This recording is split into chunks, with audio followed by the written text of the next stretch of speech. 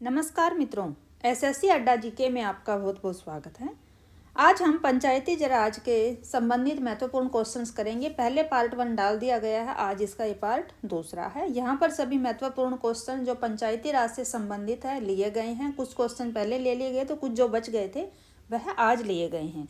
आइए स्टार्ट करेंगे। स्टार्ट करने से पहले आप हमारे चैनल को लाइक, सब्सक्राइब और शेयर करना न भूलें। तो देखते हैं पंचायती राज पार्ट 2 से संबंधित महत्वपूर्ण क्वेश्चन। पहले थोड़ी इसके बारे में डिटेल देख लेते हैं, क्या है पंचायती राज। तो देखिए, भारत में प्रतिवर्ष 24 अप्रैल को पंचायती राज दिवस मनाया जाता है। तो पंचायती राज दिवस कब मनाया जाता है? हर साल 24 अप्रैल को। अगर ये क्वेश्चन आ जाता है कि पंचायती राज दिवस कब मनाया जाता है, तो ये क्वेश्चन एक यहाँ से बन जाता है अपना 24 अप्रैल को। नेक्स्ट है, पंचायती राज दिवस मनाने का कारण क्या है। अगर क्वेश्चन आ जाता है पंचायती राज दिवस मनाने का कारण क्या है, तो आप क्या कहेंगे? 73वां संविधान संशोधन अधिनियम 1992।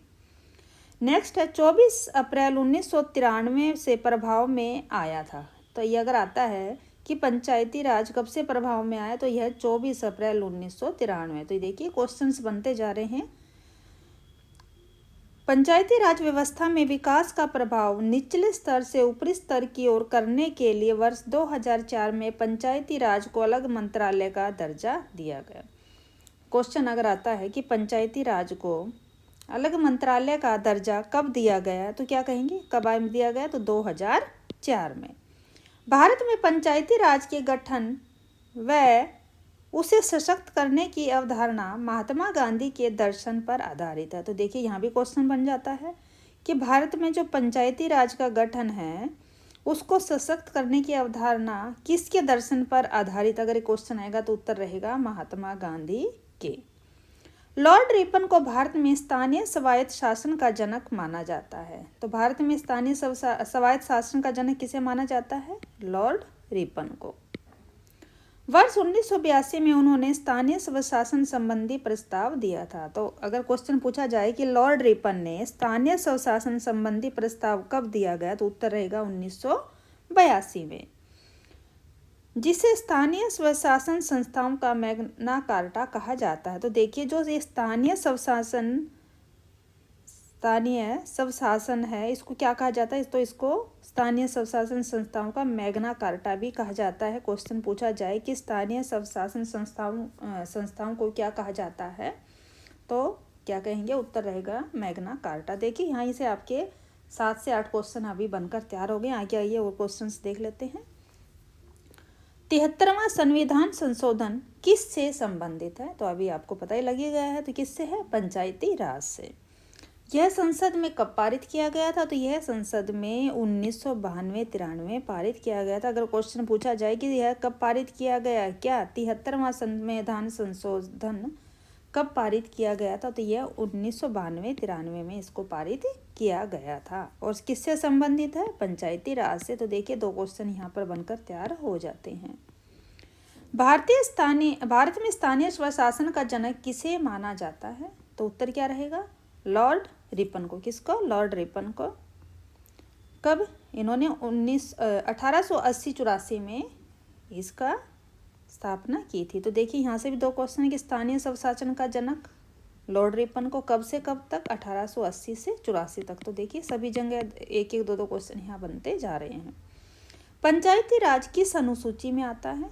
तो ये देखिए 11वीं अनुसूची में आता है। क्या? पंचायती राज। नेक्स्ट है, पंचायती राज में कुल कितने विषय हैं? तो पंचायती राज में कुल कितने विषय हैं? 29 विषय हैं इसके अंदर। पंचायती राज में SC और ST को आरक्षण कौन से संविधान संशोधन के तहत दिया गया है? तो देखिए पंचायती राज है जो, उससे में जो SC और ST को जो आरक्षण दिया गया है, यानी कि जो रिजर्व कैटेगरी है, उनको आरक्षण कब और कौन से संविधान तहत के दिया गया था? तो 73वें संविधान संशोधन के तहत इनको आरक्षण दिया गया है। किसमें? पंचायती राज में। कब? 2000 के अनुसार। तो दोनों ही यहाँ पर क्वेश्चन बन जाते हैं कि कब दिया गया, कौन से के अनुसार दिया गया, तो 2000 के अनुसार दिया गया। यह जो आरक्षण है संविधान संशोधन के तहत, ये कहाँ पर लागू नहीं है? तो यह अरुणाचल में लागू नहीं है। कहाँ पर? अरुणाचल प्रदेश में ये लागू नहीं है। अगर क्वेश्चन पूछा जाए कि पंचायती राज में एससी और एसटी को आरक्षण कहाँ पर नहीं दिया गया है। क्या, कहाँ पर नहीं दिया गया है? तो कहाँ आप कहेंगे? तो ये कहेंगे अरुणाचल प्रदेश में। देश में सबसे पहले पंचायती राज की शुरुआत कहाँ से की गई थी? तो ये सबको पता है, आप सभी एक उत्तर देते हैं कि देश में यानी कि भारत में जो पंचायती राज व्यवस्था जब लागू की गई तो सबसे पहले इसकी स्टार्टिंग कहाँ से की गई थी? तो सभी का उत्तर क्या रहता है? नागौर। लेकिन आइए थोड़ी और डिटेल हम आपको दिखाएंगे आज। तो देखिए, नागौर की राजस्थान में है, हम सभी यही उत्तर देते हैं, लेकिन कई बार आ जाता है कि नागौर के कौन से गांव से स्टार्ट हुई। तो आप क्या कहेंगे? जो नागौर का यह है, राजस्थान का जो नागौर है, नागौर के बगदरी गांव से, कहाँ पर? बगदरी गांव से इसकी शुरुआत की गई थी। कब हुई थी? 2 अक्टूबर को। किसके द्वारा हुई थी? पंडित जवाहरलाल नेहरू ने की थी। और इसके बाद दूसरा राज्य कौन सा बना था? तो यह आंध्र प्रदेश बना था। कब? यहाँ पर 11 अक्टूबर 1959 को पंचायती राज की शुरुआत की गई। और अंतिम कौन सा था? तो मध्य प्रदेश। देखिए, यहीं से कितने क्वेश्चन हमारे बन गए हैं। पहला तो यही आता है कि पंचायती राज की शुरुआत कहाँ होगी, तो आमतौर पे आप उत्तर दे देते हैं राजस्थान के नागौर जिले से। लेकिन अगर क्वेश्चन आ गया कि पंचायती राज की जो शुरुआत सबसे पहले राजस्थान के कौन से गांव से हुई थी, अगर गांव पूछा गया तो आप क्या कहेंगे? तो आप कहेंगे राजस्थान के नागौर जिले के बगदरी गांव से। क्वेश्चन एक तो यहीं पर तैयार हो गया। नेक्स्ट है आपका कि इसकी शुरुआत कब हुई? तो ये 2 अक्टूबर को 2 अक्टूबर को हुई। कब हुई? 2 अक्टूबर को। 2 क्वेश्चन तैयार हो गए। क्वेश्चन नंबर 3, किसके द्वारा किसके द्वारा इसको शुरुआत की गई थी? तो ये पंडित जवाहरलाल नेहरू। Question number 3। इसके बाद पूछा जाता है कि पंचायती राज की शुरुआत जहाँ से हुई वह दूसरा राज्य बताइए। तो दूसरा राज्य कौन सा आपका रहेगा? यह आंध्र प्रदेश बन जाएगा। उसके बाद आ जाता है कि आंध्र प्रदेश में पंचायती राज की शुरुआत कब की गई? तो आप कहेंगे 11 अक्टूबर 1959 को। क्वेश्चन 5 तैयार हो गया अपना। अब एक क्वेश्चन फिर आ जाता है कि पंचायती राज की शुरुआत करने वाला अंतिम राज्य कौन सा था? तो ये रहेगा आपका मध्य प्रदेश। तो कितने क्वेश्चन यहीं से देखिए आपके 6 क्वेश्चन बनकर तैयार हो जाते हैं। ये पॉइंट्स आप जरूर याद रखिए, यहाँ से कुछ भी पूछा जा सकता है, सभी मोस्ट इम्पोर्टेंट है। किन किन राज्यों में पंचायती राज लागू नहीं है? अब पूछा गया है कि भारत के जो देश है उसमें जो राज्य हैं उन कौन कौन से राज्यों में ये लागू नहीं है। तो इसके अंदर कितने राज्य आते हैं? इसके अंदर 5 राज्य आते हैं। आप इनके नाम देख लेते हैं। जम्मू कश्मीर, मेघालय, दिल्ली, मिजोरम, नागालैंड और पश्चिम बंगाल। लेकिन पश्चिम बंगाल के कहाँ? तो पश्चिम बंगाल के ये दार्जिलिंग जिले में। तो क्वेश्चन देखिए, अगर पूछा गया कि कौन किन राज्यों में पंचायती राज लागू नहीं है तो ये 5 राज्य आपके बन गए हैं। अगर पूछा जाता है कि कितने राज्यों में पंचायती राज लागू नहीं तो आप कहेंगे 5 राज्यों में। 2 क्वेश्चन यहाँ पर भी आपके बनकर तैयार हो रहे हैं। तीसरा क्वेश्चन भी आ जाता है कि पश्चिम बंगाल का कौन सा जिला है जहाँ पर पंचायती राज नहीं है? तो आप कहेंगे दार्जिलिंग। तो देखिए क्वेश्चन नंबर 3 यहाँ से हमारा तैयार हो जाता है। पंचायती चुनाव में शैक्षणिक योग्यता लागू करने वाला पहला राज्य कौन सा है? यानी कि सबसे पहले जो शिक्षा को एकदम कंपलसरी कर दिया गया है कि जब पंचायती राज का इलेक्शन होगा तो उसमें भी शैक्षणिक योग्यता कहाँ पर लागू की गई है? तो यह कौन सा है? आपका राजस्थान। नेक्स्ट रहेगा, पंचायती राज व्यवस्था का विरोध करने वाला एकमात्र व्यक्ति कौन था? यानी कि जब पंचायती राज व्यवस्था का बनाए कि जाने की बात करी जा रही थी तो सभी ने उसके लिए हामी भर दी, लेकिन एक ऐसा शख्स था जिसने कहा था कि पंचायती राज व्यवस्था लागू नहीं होनी चाहिए। तो उसका क्या नाम है? तो वह एकमात्र व्यक्ति कौन है? तो वह एकमात्र व्यक्ति डॉक्टर भीमराव अंबेडकर यानी बाबा भीमराव अंबेडकर थे। पंचायती राज व्यवस्था कैसी है? पंचायती राज व्यवस्था कैसी है? तो उत्तर रहेगा पंचायती राज व्यवस्था त्रिस्तरीय है। तो आगे इसके बारे में भी क्वेश्चन है, हम आगे देखेंगे। चतुर्थ स्तरीय पंचायती राज व्यवस्था कहाँ स्थित है? तो देखिए सभी जगह क्या है, जहाँ पर भी पंचायती राज है वहाँ पर क्या है, आमतौर पर क्या है, त्रिस्तरीय ही व्यवस्था वहाँ पर लागू की गई है। लेकिन एकमात्र एक ऐसा राज्य है जहाँ पर त्रिस्तरीय ना होकर क्या है, चतुर्थ स्तरीय भी व्यवस्था लागू है। तो क्वेश्चन है चतुर्थ स्तरीय पंचायती राज व्यवस्था कहाँ स्थित है? तो उस राज्य का हम नाम देख लेते हैं। तो यह जो चतुर्थ स्तरीय पंचायती राज व्यवस्था केवल यह पश्चिम बंगाल में स्थित है। सरपंच से संबंधित धारा कौन सी है? तो सरपंच से संबंधित धारा है 8, धारा 8। सबसे पहले पंचायती राज की सिफारिश किसने की थी? तो सबसे पहले पंचायती राज की जो सिफारिश किसने की थी, यह आप सभी को याद होगा, बलवंत राय मेहता जी ने की थी। कब? 1957 में। पंचायती राज में पंचायत का क्या अर्थ होता है? पंचायती राज में पंचायत का क्या अर्थ होता है? तो इसका उत्तर होता है 5 की सभा। तो आप सभी को पता है पंचायत के अंदर 5 सदस्य रहते हैं, तो इसलिए इसको 5 की सभा भी बोला जाता है। पंचायती राज प्रणाली के सिद्धांत पर आधारित है। तो पंचायती राज जो प्रणाली है किस सिद्धांत पर आधारित है? तो यह सत्ता के विकेंद्रीकरण पर आधारित है। किस पर? सत्ता के विकेंद्रीकरण पर। भारत में पंचायती राज का जनक किसे कहा जाता है? तो इसे बलवंत राय मेहता को कहा जाता है। किसको? बलवंत राय मेहता को। पंचायती राज में राज शब्द का क्या अर्थ होता है? तो राज का शब्द आपको पता ही है कि राज्य करना या इस तरह का आप निकालते हैं, लेकिन पंचायती राज के अंदर इसका क्या अर्थ, राज का क्या अर्थ रहेगा? तो इसका रहता है अर्थ नियम अथवा रूल। क्या रहेगा? नियम अथवा रूल। पंचायती राज को लोकतांत्रिक मार्ग किसने कहा था? उत्तर रहेगा ओपी वर्मा ने। किसने कहा था? ओपी वर्मा ने। भारत में प्रत्यक्ष लोकतंत्र का क्या साधन है? तो क्या रहेगा इसका? ग्राम सभा। प्रत्यक्ष लोकतंत्र का साधन क्या है? ग्राम सभा। पंचायती राज चुनाव किसकी देख रेख में होते हैं? पंचायती राज चुनाव किसकी देखरेख में होते हैं? तो यह राज्य चुनाव आयोग की देखरेख में होते हैं। किसकी? राज्य चुनाव आयोग की देखरेख में। ग्राम पंचायत का गठन किस आधार पर किया जाता है? तो उत्तर रहेगा आपका प्रत्यक्ष चुनाव। क्या देखिए, अब गांव के आपको पता ही होगा इलेक्शन होते हैं और आप लोग वोट भी डालते हैं, तो किस आधार पर रहता है? प्रत्यक्ष चुनाव के आधार पर। पंचायती राज इस प्रकार की विधि होती है। तो किस प्रकार की विधि होती है ये देख लेते हैं। शासन विधि। कैसी? शासन विधि। पंचायत समिति की अनुशंसा किसने की थी? पंचायत समिति की अनुशंसा किसने की थी? तो यह की थी अशोक मेहता समिति ने। कब? 1976 में। क्या कहा था?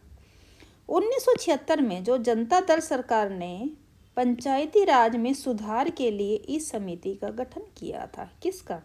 अशोक मेहता जो समिति थी, ये 1977 में इसका गठन हुआ था। अगर क्वेश्चन आता है कि अशोक मेहता समिति का गठन कब हुआ था, तो आप क्या कहेंगे?